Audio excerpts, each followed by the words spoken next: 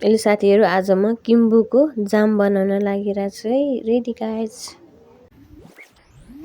पानीमा उमाल्दै यो पाक्दै गरुन्जेल म एकछिन रेस्ट गर्छु है साथीहरू। कस्तो राम्रो देखिन्छ हेर्नुहोस् त। यो अर्ग्यानिक घरको ओरिजिनल हो, हाम्रो घरको है किम्बु। यो खाने भए यता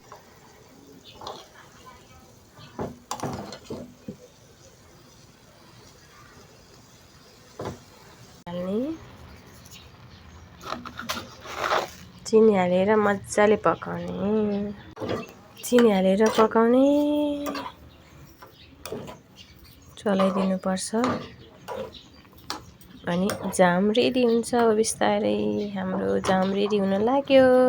मिठो होला जस्तो भयो जाम। किम्बुको जाम है साथीहरू, किम्बुको जाम चायमा अर्डर गर्नुहोस्।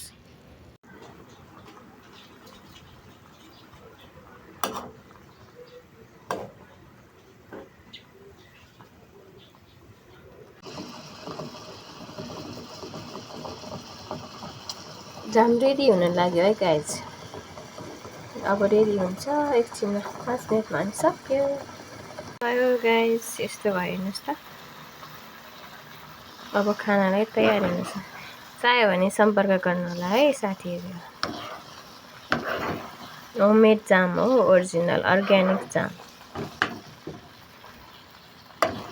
हेर्नुहोस् त कस्तो भयो। जाम रेडी भयो गाइज। अब चाहियो भने अर्डर गर्नु है साथीहरू। जाम